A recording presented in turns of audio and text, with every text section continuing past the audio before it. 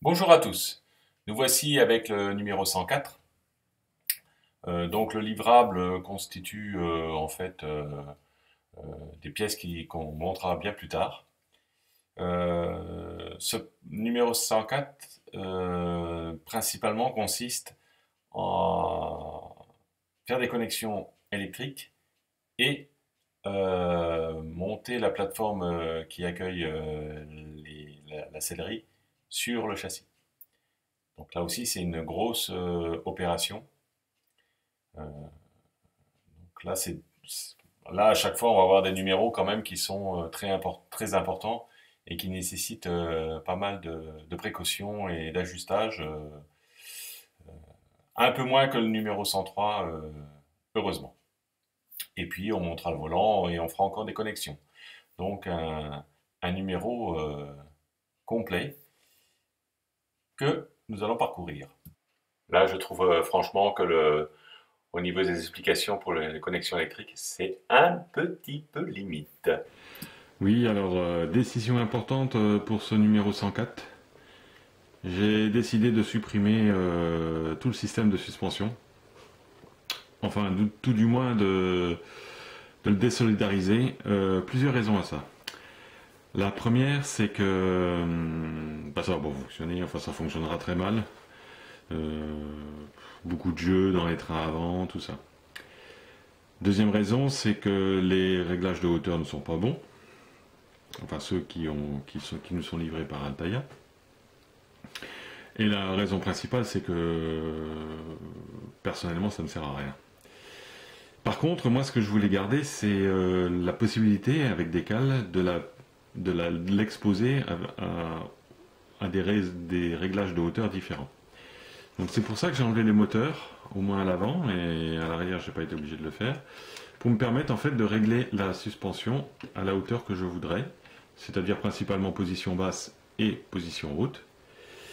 Et à l'arrière, en fait, j'ai enlevé simplement le pignon. Bon, je vous montrerai ça juste après. Alors pourquoi j'ai gardé les interrupteurs de fin de marche? Bon, parce que ils me gênent pas. Et par contre, les moteurs, il fallait au moins que je les enlève à l'avant. À l'arrière, j'ai pas été obligé, mais à l'avant parce qu'ils étaient en prise directe sur les engrenages. Et du coup, les roues n'auraient pas été libres. Donc effectivement, c'est une grosse décision que j'ai prise, mais ça me va bien. Et je suis même pas sûr de m'embêter à transposer le système de pile, parce qu'il est sous la voiture et que c'est absolument impossible quasiment après de changer les piles. Je pense que le réseau électrique, je vais le garder, mais ça n'a pas d'intérêt pour moi. Donc je comprends que c'en est pour d'autres, hein, mais pour moi, ça n'a absolument aucun intérêt. C'est pas pour ça que je suis parti sur cette publication. Donc je sais que d'autres monteurs ont carrément tout enlevé et finalement j'aurais pu partir sur cette option là aussi de tout enlever ou de ne rien monter. Euh, mais bon, au départ je voulais quand même aller jusqu'au bout des choses. Notamment le système de suspension, il était fonctionnel, hein, ça fonctionnait bien. Il restait plus que le réglage à faire. Mais quand je vois la tuerie que c'est au niveau des ajustages, de toute façon ça fonctionnera pas. Et pour les deux trois fois que je vais le faire fonctionner, je préfère avoir le réglage en hauteur, peut-être manuel, mais au moins euh, j'aurai deux jeux de cale à faire, bon, c'est rien du tout. Autre avantage, c'est que les pneus ne supporteront rien, ils sont juste à poser. Et je pense qu'au niveau du vieillissement, cette voiture nous réserve quelques mauvaises surprises, à mon sens. Et peut-être que du coup, les pneus ne s'avachiront pas trop prématurément. Voilà, donc là, le chemin de non-retour est fait. J'ai déposé mes moteurs, j'ai aucune intention de les remettre. C'est une option que j'ai prise, voilà. Allez, on continue. Système. Donc sur la carte électronique qui est représentée ici, tout ce qui est en encadré rouge, devra recevoir le câble noir. En fait, si je prends l'exemple ici, côté gauche 70E, donc référence 70E, le câble noir devra être en bas.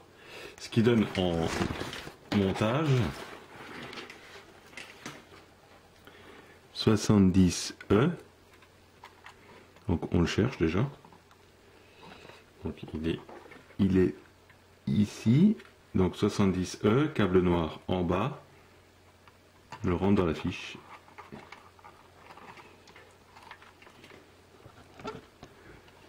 Il n'est pas dedans. Voilà, là il est dedans. Donc 70E. Voilà comment il faut comprendre le système. On voit bien ici 70E.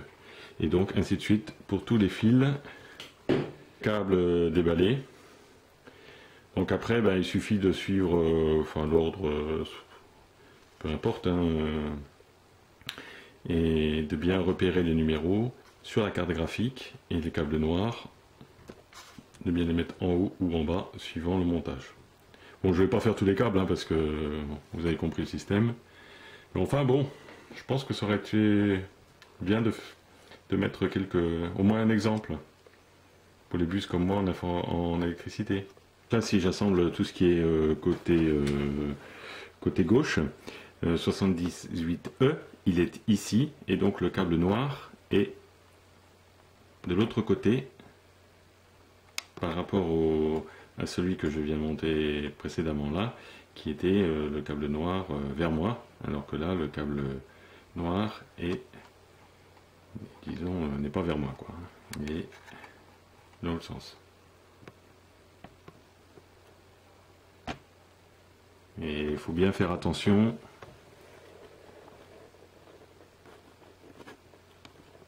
aux notes qu'on a ici, qui sont pas forcément très lisibles d'ailleurs. Bref, c'est le bazar. Voilà donc le côté gauche que j'ai rassemblé.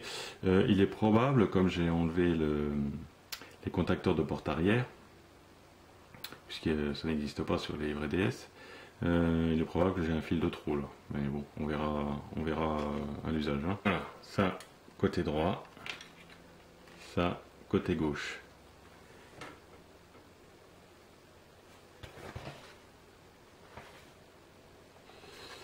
Bon, on va quand même faire un test électrique, mais il faut que je rachète des piles parce qu'évidemment elles sont déchargées. Et après, je vais tout plaquer sur le châssis avec du scotch d'électricien. Ça n'a pas été plus simple de faire le fil tout de suite à la bonne longueur, plutôt que de nous faire rallonger par ces broches, par ces prolongateurs, déjà des fils qui sont très fragiles. Il y a quand même des choses qui seraient à revoir. Hein. Enfin bon, on continue. Donc là on a 3 fils à positionner, le 60D+, celui-là on ne sait pas, et le 62E. Bon, par voie de déduction, il y a 3 fils, on devrait s'en sortir. Je vous montre ça une fois que c'est fait. Le 62E, en respectant la couleur des fils, hein, en entrée et en sortie, on sait jamais. 60D+, là pareil, on essaye de respecter la couleur des fils.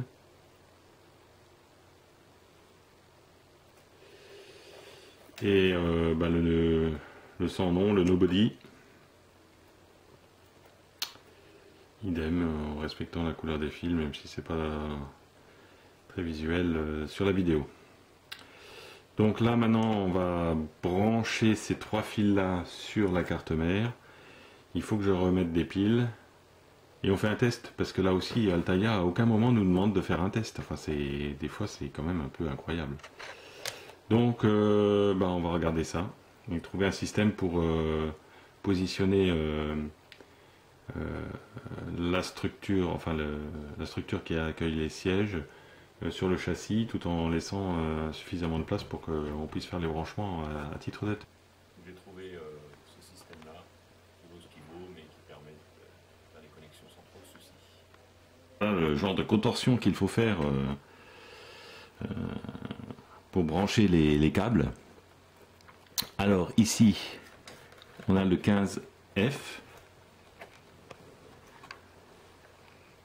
Le 15F. Donc le fil noir vers l'extérieur, pas vers moi. On a au-dessus le 62E. Très difficile de filmer, hein, je suis désolé. 62E, donc le noir aussi vers l'extérieur. Alors là où ça se complique un peu, c'est le 60D, avec le vert qui doit être au-dessus. Donc c'est tout petits fils, et en fait il faut bien regarder à la sortie du contacteur. Donc le vert vers l'extérieur. Et le pire, c'est peut-être celui-là, parce qu'entre l'orange et le rouge, voilà. Donc c'est connecté, et a priori, même avec des piles neuves, ça ne marche pas, mais jusque-là, rien ne m'étonne. Rien ne m'étonne.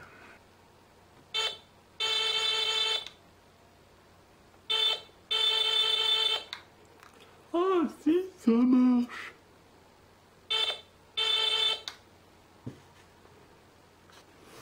On se contente de peu, hein. Normalement, bon, les phares, tout ça, c'est forcément, je peux pas encore juger. Et comme j'ai déconnecté les moteurs, ben, je crois qu'il n'y a que le klaxon qui peut fonctionner pour l'instant. On ne s'en lasse pas. Un truc qui fonctionne. Donc la colonne, donc cette partie-là, c'est la partie où sera jumelé le volant. Et là, la direction. Alors, inutile de vous dire que moi, je vais même pas essayer de tourner les roues, hein. Pour autant, ça se positionne ici. Voilà. On rentre le bignou là-dedans, dans le bon sens. Et après, il va falloir la jumeler. Alors ça va être encore coton, parce qu'il va falloir descendre, positionner correctement toute cette partie-là. Là, pour l'instant, c'est maintenu voilà, avec deux bouts de chandelle. Bon, les câbles, je les ai bien appliqués, bien scotchés, tout ça, donc normalement, ça devrait plutôt bien se passer. On regarde. Normalement, ça devrait plutôt bien se passer. Donc là, un petit moment de solitude, puis on se retrouve une fois que c'est monté, assemblé, j'espère. Il n'est pas inutile de vérifier quand même que l'axe de direction sort bien dans la partie tulipe de la voiture. Parce que sinon, ça va poser. Pour bien positionné, et vous voyez qu'on a des multitudes de petits câbles pour lesquels il faut faire attention, parce que là, il faut encore que j'avance, et qui ont tendance un petit peu à bloquer l'avancement, et si on force, je vous fais pas un dessin. Là aussi, moi je sais pas comment ça va venir, là, la brochure ne l'explique pas. C'est-à-dire que ici, de chaque côté, je pense que ça doit passer à l'intérieur, mais il va falloir forcer un peu, parce que sinon on n'arrive pas à rentrer la cloison, quoi. Donc je suppose, merci des explications, je suppose que ça doit, enfin, cette partie-là doit être à l'extérieur, et ça doit rentrer, quoi. Donc je vais essayer d'avancer encore un petit peu, parce que là je suis pas encore suffisamment bien positionné. On s'en rend compte ici, puisque le plot, vous voyez, j'ai encore un bon centimètre à faire. Voilà. Si on met la lumière, voilà, ça va mieux. Voilà, c'est pas le premier, hein, c'est celui au fond là. Voilà. Donc on avance tout doucement. Au niveau de la direction, ça n'a pas l'air de trop mal se passer. On la voit au fond. Bon, on continue tranquillement. On en avance, on n'est pas encore, il faut que je retourne la maquette parce que je pense qu'il faut que j'aille voir un petit peu de l'autre côté. Au niveau ici, finalement, une fois que ça descend,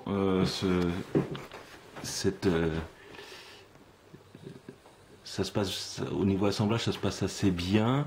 Pour l'instant, j'ai pas de casse à ce niveau-là.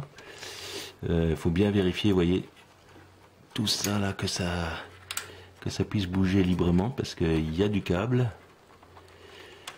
Il ne faut pas que ça gêne. La direction, ça va. Donc je suis encore un peu mal positionné, mais je vais retourner la maquette pour aller voir de l'autre côté comment ça se passe, quoi.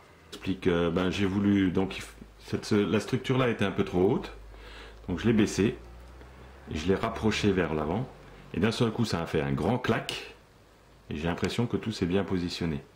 Bon, dans la secousse, j'ai le miroir qui a volé du rétro extérieur, du rétro intérieur, mais j'ai l'impression que j'ai un autre dégât collatéral. C'est le truc du lave-glace là qui, d'ailleurs il est plus en dessous, mais ça je pourrais le refaire, c'est pas trop grave. Un petit câble comme ça, un petit tuyau là, je le ferai. De toute façon il était déjà trop court, il était tendu comme un string, je sais pas si vous vous rappelez, mais le reste ça a l'air pas trop mal. Parce que ça a fait quand même un grand bruit, j'ai eu peur d'avoir cassé quelque chose. Je vous cache pas que s'il fallait le démonter, j'ose même pas. J'ose même pas penser à ce qu'il faudrait faire pour le redémonter. Mais là, ça a l'air bien positionné. Donc moi, ce que je vais faire, c'est que je vais vérifier que j'ai pas de casse. Je vous assure, ça fait un grand bruit. Hein. Mais je pense que c'est ouais, c'est ce machin-là qui a tapé. Il a tapé un grand coup, donc le positionnement semble, enfin, en tout cas de ce côté-là, il est parfait. J'aurais plus qu'à visser. Donc ici,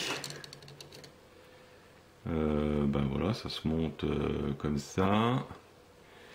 Ouais, je découvre en même temps que vous si il n'y a pas de lézard. Il semblerait pas. Il faut que je regarde un peu plus en détail la colonne de direction. Mais tout le reste m'a l'air plutôt pas mal. Bon, seul dégât collatéral, quoi, c'est le petit miroir qui s'est cassé la gueule. Si je m'en tire avec ça, ouf. Mon seul petit dégât, là, enfin, je vous montre avec un morceau de câble, c'est ce câble-là qui s'est désolidarisé, celui qu'on avait monté au numéro 103. Ça m'a pas l'air trop méchant. Et au niveau de la direction, vous la voyez tout au fond là. C'est presque engagé, quoi. Il faut que je regarde. Mais pas trop mal, pas trop mal. Ouf. Bon, c'est presque. Malheureusement, de l'autre côté, on peut pas en dire autant. C'est pas encore du tout ça. Donc je vais voir si c'est pas la direction qui fait que ça bloque. Ça bloque un peu en hauteur. Il faudrait que ça descende encore un peu. Et ça bloque un tout petit peu en profondeur. Il faudrait que ça avance. Pardon. Non, pas comme ça. Ça avance comme ça. Un petit peu et que ça descende. Le côté est pratiquement bon. À l'avant, il faudrait que ça descende un tout petit peu. À l'arrière, je suis parfait. Bon, le but, c'est essayer de trouver sans tout ressortir, quoi. Parce que j'ai pas enfin, au niveau des câbles, j'ai pas l'impression. J'ai un blocage vraiment ici. C'est très dur. Et il faut que je trouve où ça coince. C'eût été trop beau. Ce petit bout de carte amovible, enfin qui peut bouger, c'est le seul qui nous embête. Et j'étais obligé de forcer comme un damné pour que ça rentre. Donc déjà ce petit morceau là, c'était ni fait ni à faire. Et en plus, il embête son monde. Mais enfin j'y suis arrivé. Faut pas hésiter à plier fortement, mais au final ça se fait. À noter que les vis qui maintiennent cette structure sont 6, au nombre de 6, c'est des vis EP, et que sur 6 vis j'en ai 5 qui tournent dans la smoule. Elle nous aura fait titi jusqu'au bout, celle-ci. C'est dommage parce que c'est uniquement de la qualité de pièce qui ne va pas, quoi. Enfin, aberrant. Aberrant. Heureusement, on y arrive. Donc, les 6 vis EP, une ici, une là, et une dernière ici. Et pour le côté gauche, et pour le côté droit, ici, là, et là. Mais je vous dis, j'en ai 3. Sur 6, j'en ai 5 qui tournent dans la smoule. Ça n'empêche qu'elles maintiennent quand même la structure. Donc, bon. Donc, avec une petite vis FP. Voilà. Bon, ça devrait passer par en dessous, mais pas simple. Tout fait faire, Altaïa. Donc, jusqu'à serrer cette vis là pour ce conduit d'air ici. Oh, bon. C'est fait. Mais franchement, des fois, on se demande. C'est l'heure de monter le volant. Je n'étais pas encore intervenu dessus, mais ce volant, je suis désolé de vous le dire, n'est pas conforme. Pour l'année modèle, c'est bien un volant non mousse, mais on doit avoir donc, dans ce cas-là, une tresse qui parcourt tout le long du cerceau. Et cette tresse-là, Altaïa l'a oubliée. Bon, si avec ça, ma foi, on se contenterait de cet oubli. Donc, je vais refaire. Alors là, j'ai vraiment pas inventé le fil à couper le beurre. Hein. C'est une astuce qui a été maintes fois reprise avec du papier adhésif d'électricien, à peu près 70 cm de long. Je vais enrouler ce ruban adhésif autour du cerceau métallique pour bien représenter en fait la gandoline qui existe normalement sur la vraie voiture et qui se barre d'ailleurs généreusement au fil du temps. Voilà.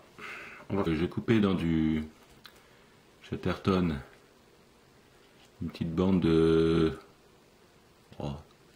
5 mm de large sur à peu près 70 cm de long. Et en fait, voilà, on s'amuse à passer le Chatterton tout autour. On l'enroule autour du cerceau en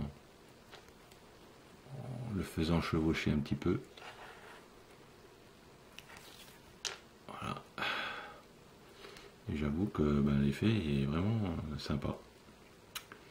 Petite astuce que j'avais trouvée sur le forum de Stéphane, comme beaucoup d'astuces d'ailleurs, hein, que j'ai réutilisées. Hein, j'en ai pas forcément trouvé beaucoup, mais quand je trouvais des astuces intéressantes, je les réutilise. L'ordre des choses, c'est de rendre à César ce qui est à César. Donc voilà. On revient quand c'est fini, hein, parce que c'est assez long à faire. Hein. C'est assez long, mais plus c'est long, plus c'est bon. Voilà le résultat final. Il n'y a plus qu'à le poser sur la voiture. C'est quand même plus joli et surtout un peu plus conforme à ce qu'était une DS21 Palace en 71. Voilà. Si on a bien fait les choses, il se met de lui-même, voilà, à la bonne position.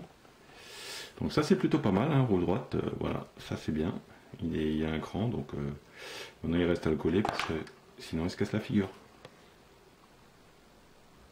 En fait, en le positionnant bien à fond, il tient tout seul. Oui, donc voici le branchement des câbles. Bon, j'ai pas eu de soucis, à part une casse de celui-là. C'est des câbles rigides, donc cassants. Heureusement, sur les deux plus fins,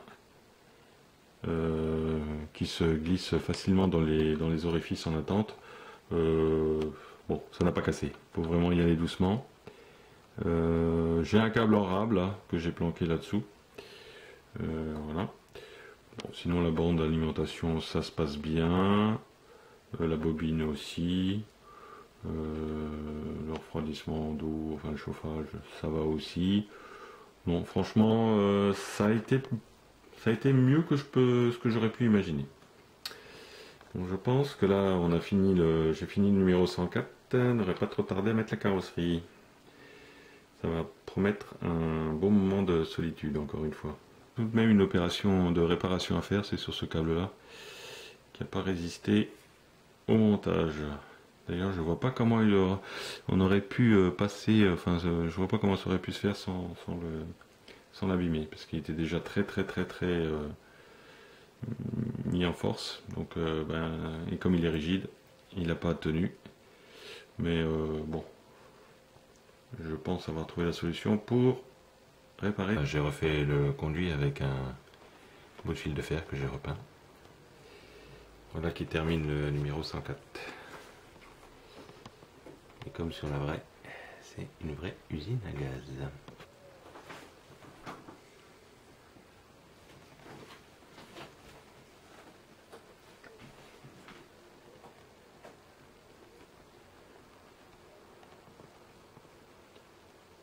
Les victimes collatérales. Alors, les moins, bah, c'est la visserie. Franchement, la plateforme, elle tient parce qu'elle veut bien, mais les 6 vis, les 5 vis sur 6 qui tournent dans la semoule, c'est pas acceptable. Une notice un peu succincte, je trouve, là, sur les derniers numéros, on voit qu'il manque de place, donc faut vraiment se creuser la tête. Les mesquineries sur le câblage, entre autres, hein, les petites rallonges de 5 cm, pourquoi pas faire les câbles à la bonne longueur, et puis aussi au niveau de la carte mère, là, cette petite partie là qui m'a bien embêté. Les plus, c'est qu'il reste plus que 6 numéros, parce que c'est vrai que depuis 2 ans qu'elle est en route. Là, je suis vraiment content que ça se termine. Surtout qu'on cumule beaucoup de problèmes sur la fin. Et là, j'ai hâte d'en terminer. La décision de prise de ne plus avoir le système de suspension actif. Et finalement, moi, je suis très content de l'avoir fait comme ça. Et puis le compartiment moteur qui est quand même sympa, donc il n'y a pas que du négatif, heureusement. Allez, à plus!